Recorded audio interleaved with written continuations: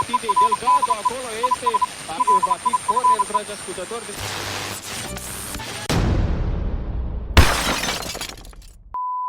True. Ready? Yeah. Okay. Greetings, Val Verdeans. Welcome back to Val Verde Broadcasting. I am your host today, Duncan Casey. Welcome back to the set. We hope you've all had a good New Year and Happy Christmas. I don't know when this is going out, so this may be March by now. Who knows? Joining me today is a very, very special guest. We're very honoured to have him. It's TGV from the Urban Gentry. Welcome, sir. It's a pleasure to be here. It's a pleasure to have you. For those of you who don't know, for those of you under a rock, the Urban Gentry is a channel I'm a big fan of. I've been watching it for years. It's watch Yeah, pretty centric. much. It's horologically inclined. Yeah. There you go. Yeah.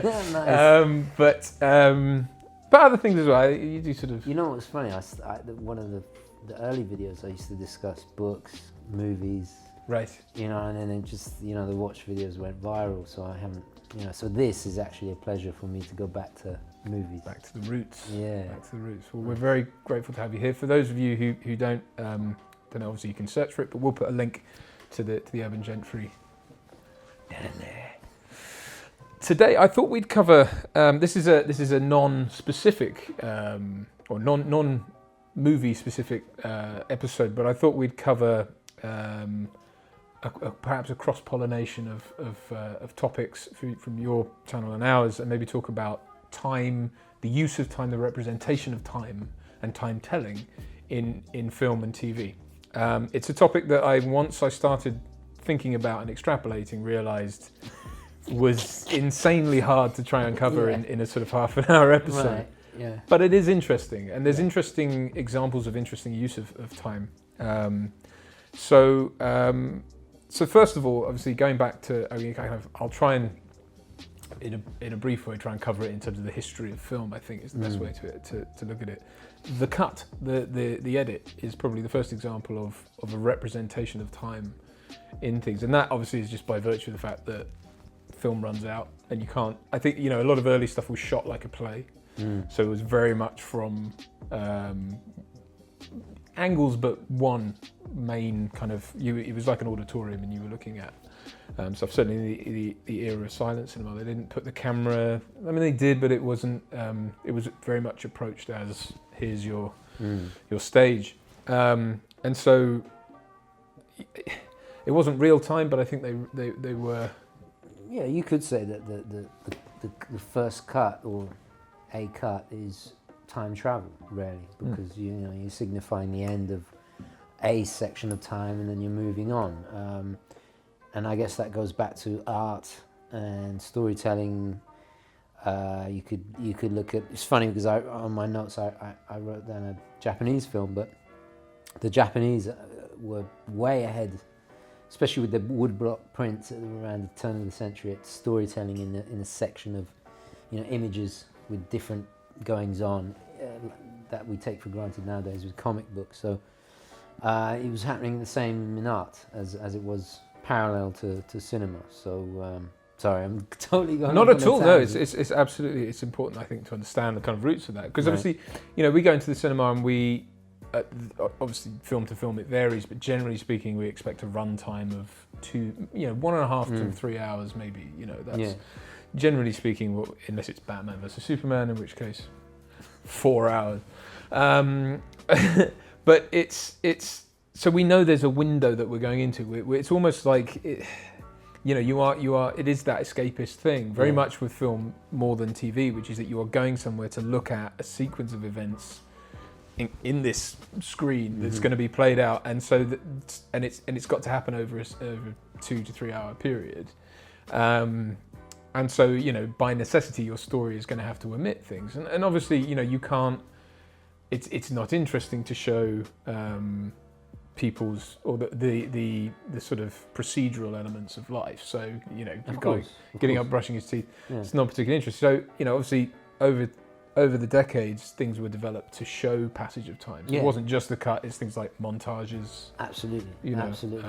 And I think we should identify that in cinema, that there's always been different ways of showing the passage of time, and especially when it comes to storytelling.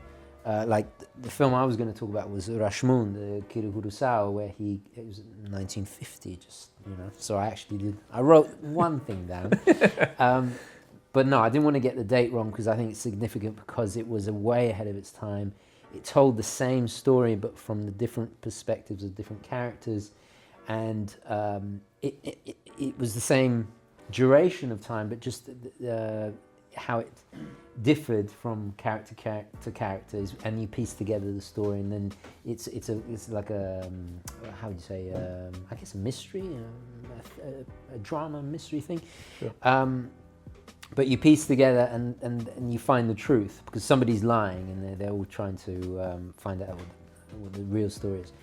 And then you have other things like we were discussing earlier in the car, actually on the way here, we were discussing 24, where nowadays it seems a little bit, we take it for granted, but I remember when that came on television, it was the first time I saw something that was in real time. I mean, an hour was an hour of that world shown to us.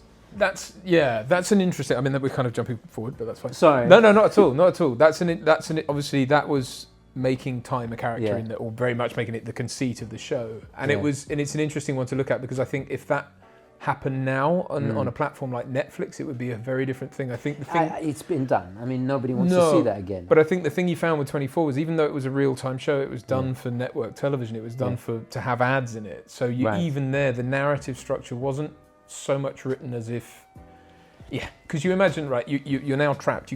Jack Bauer can't wake up and scratch his ass anymore. He's got to But every second's got to be. I presume when the ad's playing, you know, he's going to the restroom. But you're still writing to those. But that's what I guess. Like, no one's gonna. Shut up. No one. Well, some people might want to see that, but I'm going for number 2. Number 2. Damn it. Yeah.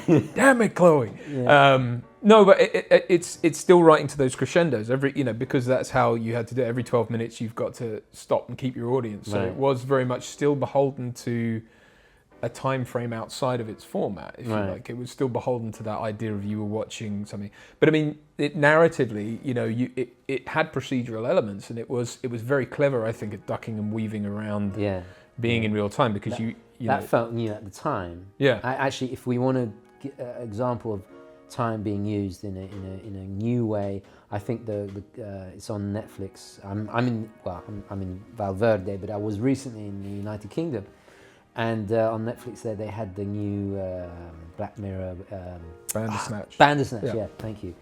And it gave the viewer a supposed choice of where the story goes, and the actual plot, they were playing with the idea of time, and part of the story was different realities that were going on at the same time, and all this kind of stuff. That felt refreshing to me, and that's another way, a new way of doing it, which I kind of enjoyed. Very much. I can't really talk about it, but I was involved in a similar project, let's put it that way, last year. I think that's where people are trying to move it. So, but I think that's, in that regard, things like that, it's interesting to see how people will work with time and things like that, because obviously, by necessity, you can't pace it. You can't, whereas you would pace it with cuts and edits, and you would tell the audience the rhythm and the pacing, and you would use score, and you would use things to show time and show the energy of a piece. Nowadays, I think if you've got 24 is still the master at that, I think, because the way I'm still impressed with the way they're able to hit all the right beats, and they know a commercial's coming and they write it. Yeah, it's a huge feat. Well, we often talk about diegetic sound and non-diegetic sound. But I think you've got diegetic time and non-diegetic time. Right. Whereas, and I think 24 was the first time you were kind of blending the two. You were saying, because you had a ticking clock in the whole thing. Everything was on that ticking clock. That heightens the tension. Yeah. You know that when it's 59 minutes, something terrible. Or the mold's going to get revealed. Or exactly. like that. I mean, they did start leaning into tropes and stuff, but I think I think certainly the first 5 seasons, which is a hell of a lot for a show to last that long and still be compelling and gripping. And I thought they did absolutely fantastic with that show. But it's interesting to see how going forward with these sort of these audience interaction pieces, where you've got people making choices. By necessity, you've got a gap where either time has to slow down for the choices for the the audience member to think about the choice that they're going to make and think about where they want their story to go and all that stuff. And it's interesting to see how people can play with that and still have a compelling story, still have a pace to it, because that's really what the joy of editing and the joy of score and the joy of all filmmaking. It's about you use edit and therefore time to really set a mood with your audience. It's not just the performances, it's not just the effects or the cinematography. It's that thing of time and letting an audience know where they are in time. And you've also got things like time period. I shot a Western recently, and it's like, well, that's you have to firmly be in a period of time.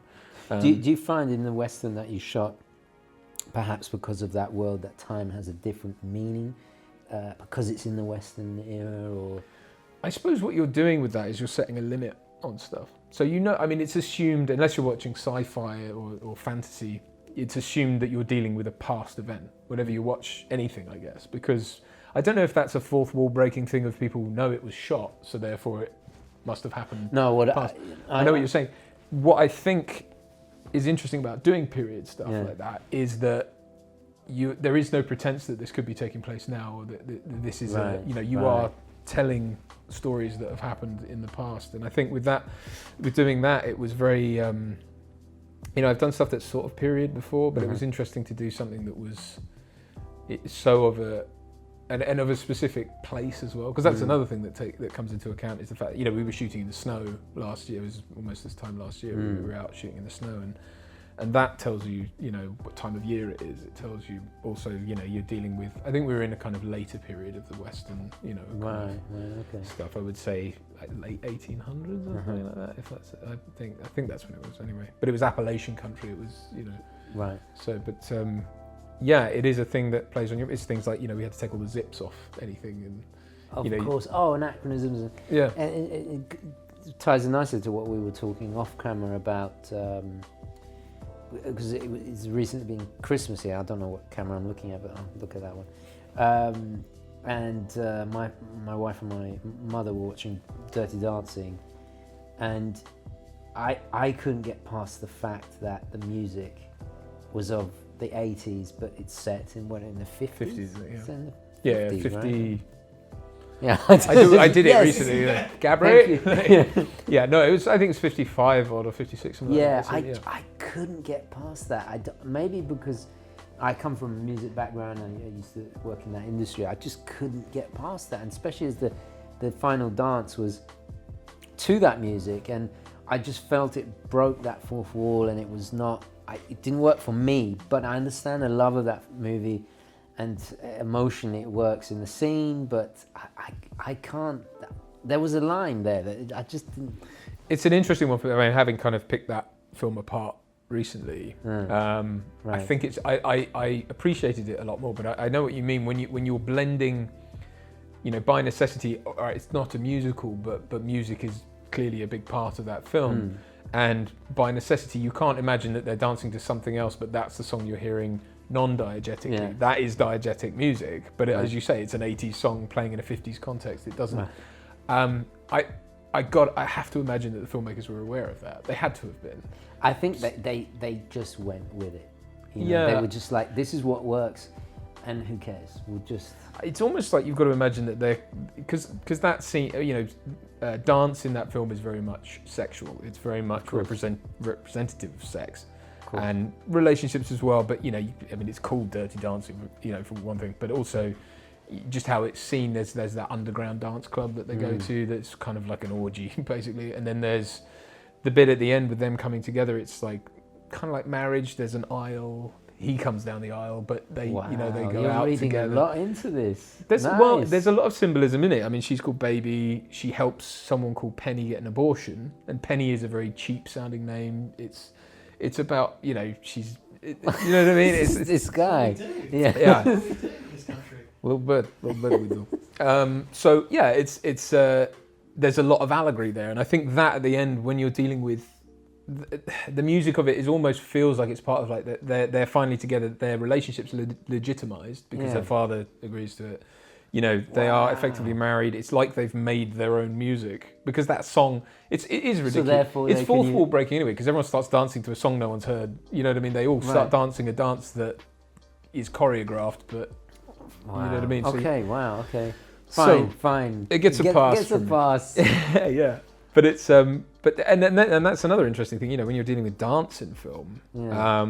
again, when like, it's all about timing. I Yeah. mean, literally. Yeah. yeah. So that, and you know, so How about like, because you mentioned it briefly, but the most probably the genre that has explored time more than anything is obviously science fiction. right, yeah, yeah.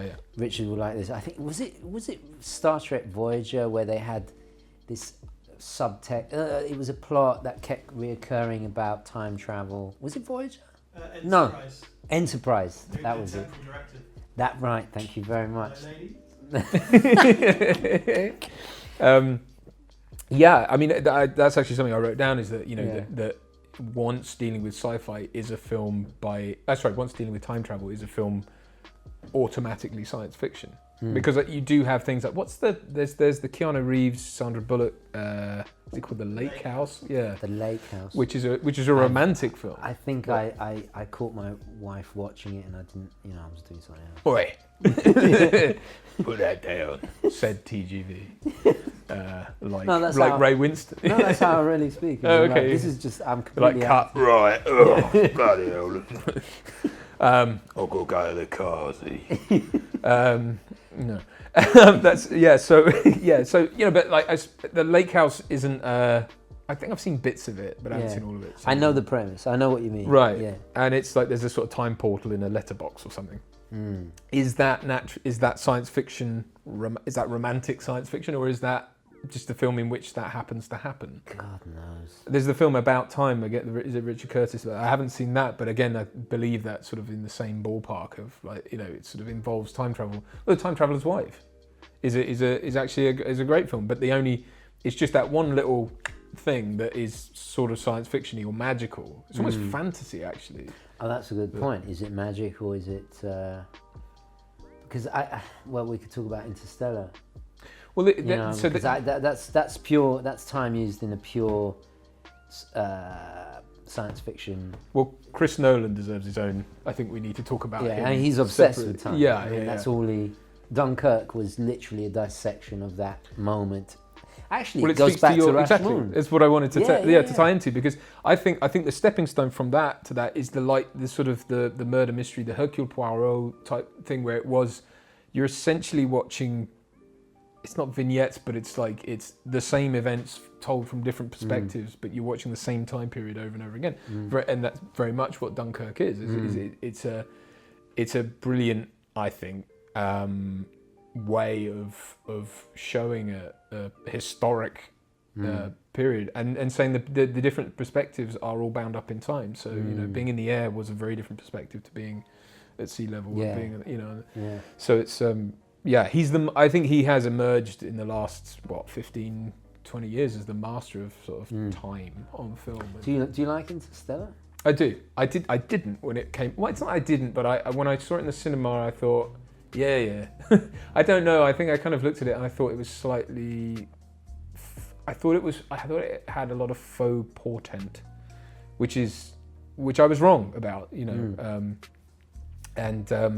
but it didn't make me dislike Nolan's work at all. Okay, it was, and I've, you know, subsequently come to realise that film has a lot going for it that I didn't really, you know, and I'm a big fan of it. So, but again, my wife and I watched Inception recently, and that time in that is a very, you know, you're going levels down. But I mean, really, what he's saying is we're time traveling here. You know, with the whole a dream within a dream within a dream, you get, you know, your brain works faster and faster and faster, so therefore time So we have time travel. We have different perspectives of the same event. We have magical kind of time travel. What other kind of ways? So you've got the kind of. What about sliding doors? I've not seen it. Again, this is my wife watching it, and I'm like kind of, but it's different. Actually, that goes to Bandersnatch. That's essentially what Bandersnatch is about, with different realities. By making different decisions, you're entering into different realities, different journeys in time, so to speak. Right. Which sort of speaks to the Back to the Future 2 thing.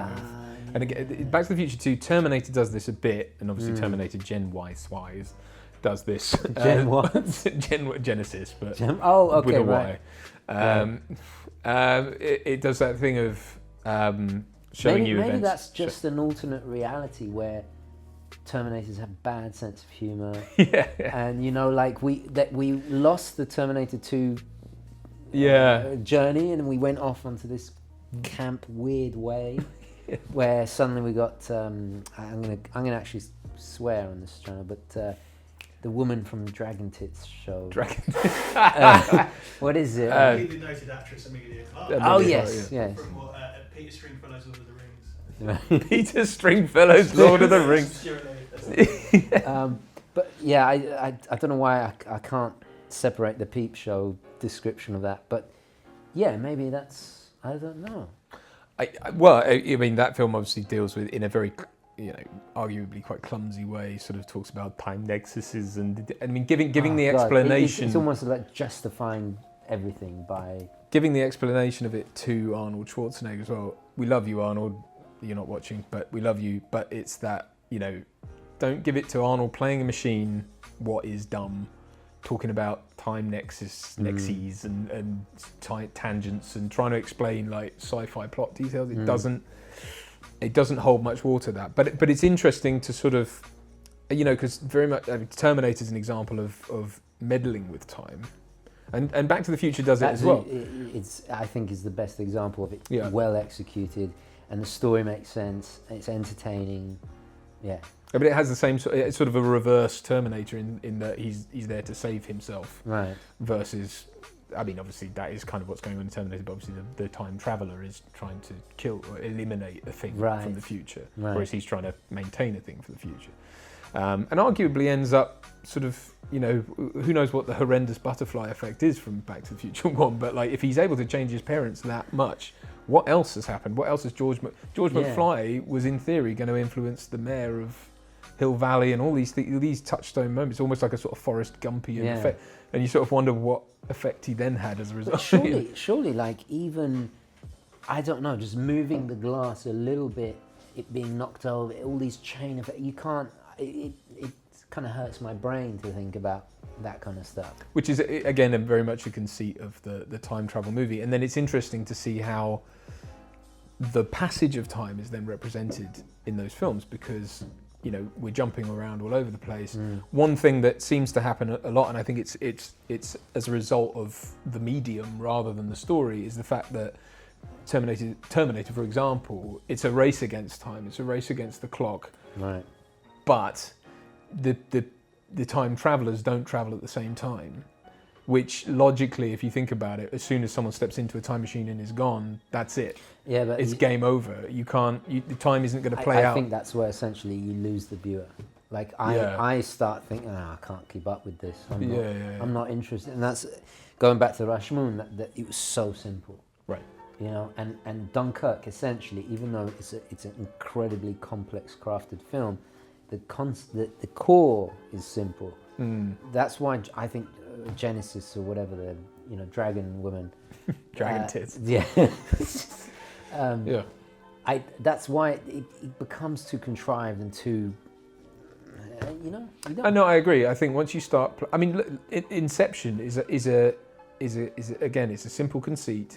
But it's once you again, and it's layered, and it's that thing of having to figure out. And that is Edith Piaf, the Je ne regrette, the song they're using that song is 2 minutes 27, I think, long, and the film is 2 hours 27 minutes, and that is such a calculated thing on his part.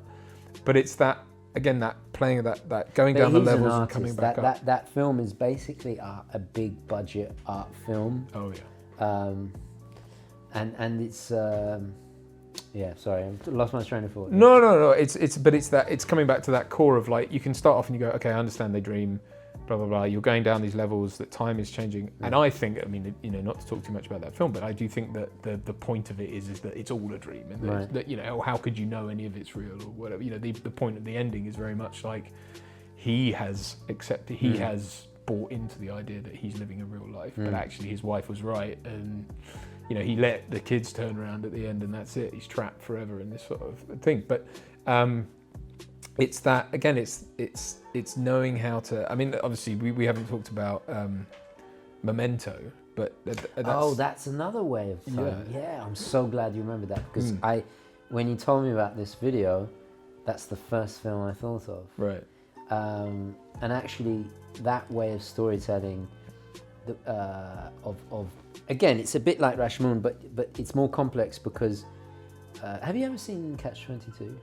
No, I haven't actually. Right, you should watch it. I should watch it. Yeah. The film isn't like the book. The book is a lot more abstract, and the book, all the chapters are muddled up, and you cannot make heads or tail of it until you've read it all, and then you have to think. It's trying to show the madness that is war, right? Right.